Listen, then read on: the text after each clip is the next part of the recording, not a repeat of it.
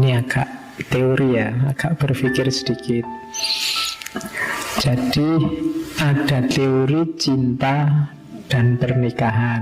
Kayak tadi kita selalu bilang bahwa lo nikah itu harus ada cintanya, Pak. Pandangan itu benar, tapi dulu ada pandangan yang berbeda. Nikah kalau dulu itu tidak harus didahului dengan cinta. Jadi nikah ya nikah, cinta ya cinta, dua hal yang berbeda. Kalau ada orang menikah dan ada cintanya itu bagus, tapi tidak harus selalu. Bahkan ada budaya yang zaman dulu tapi ya, kalau pernikahan ini didahului cinta malah dicurigai.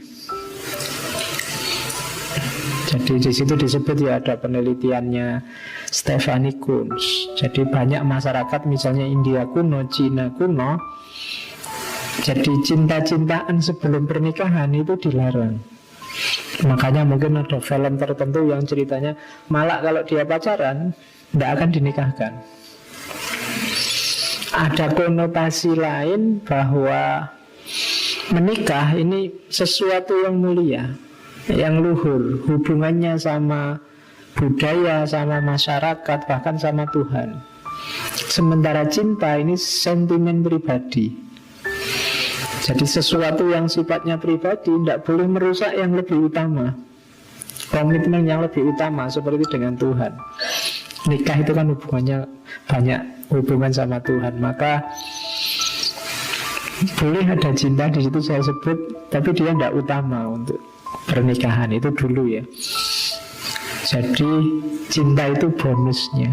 Alhamdulillah kalau yang menikah sama kita itu yang kita cintai. Tapi kadang-kadang nanti yang nikah sama kita belum kita cintai. Saya nggak ngomong yang tidak kita cintai ya, belum kita cintai. Mungkin kamu dijodohkan, mungkin kamu terpaksa, mungkin kamu macam-macam alasannya, atau dulu pacarannya sama siapa, dapatnya sama siapa. Ya, dulu ganti-ganti pacaran ini, alah dapatnya cuma yang itu. Misalnya, kan sering cerita-cerita begitu. Lu memang karena nikah dan cinta itu dua hal yang tidak selalu jalan bersama. Zaman dulu di beberapa budaya malah dianggap tabu.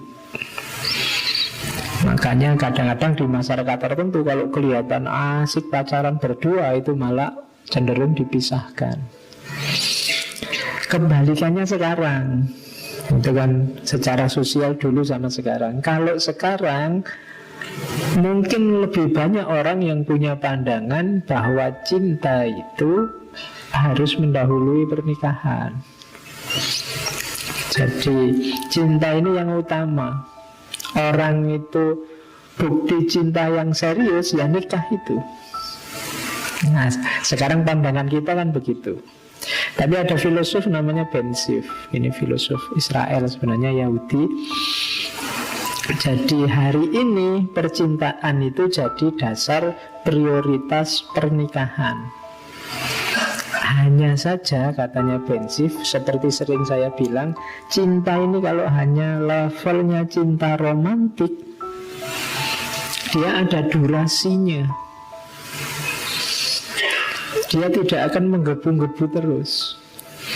Kalau pernikahanmu dasarnya hanya cinta romantik kalau dalam agama mungkin pakai istilah mahabbah, belum nyampe mawaddah apalagi rohmah.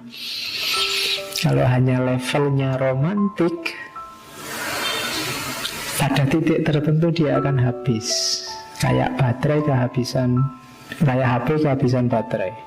Kalau hanya itu dasarnya, maka katanya Ben Sif, itulah kenapa keluarga hari ini banyak yang kawin hanya mungkin belum ada setahun terus bubar. Kenapa? Dasarnya tadi cuma cinta romantik itu tadi. Cinta romantik itu kan ketertarikan, biasanya masih di level ketertarikan fisik. Hanya ingin seneng-seneng sebentar.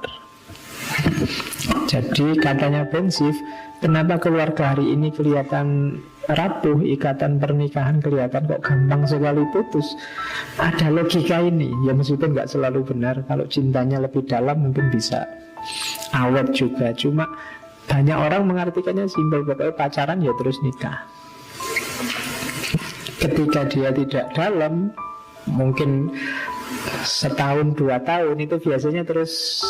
Kalau hanya bermain di level romantik, tidak akan lama pasti terus akan cepat sekali dari vital turun jadi harmonis, terus mungkin sebentar konvensional, setelah itu konflik terus, dan akhirnya devitalize. Kenapa? Tidak dalam ikatannya, tidak kuat. Padahal kalau dalam Islam itu kan pernikahan kan disebut misakon holidho, ikatan yang sangat kuat. Maka dia butuh pengikat yang sangat kuat. Makanya tadi di depan saya sebut ada banyak alasan. Bikin sebanyak mungkin alasan untuk kamu bisa tetap bareng berdua. Kalau enggak, kalau hanya seneng-seneng yang kamu target, enggak akan lama.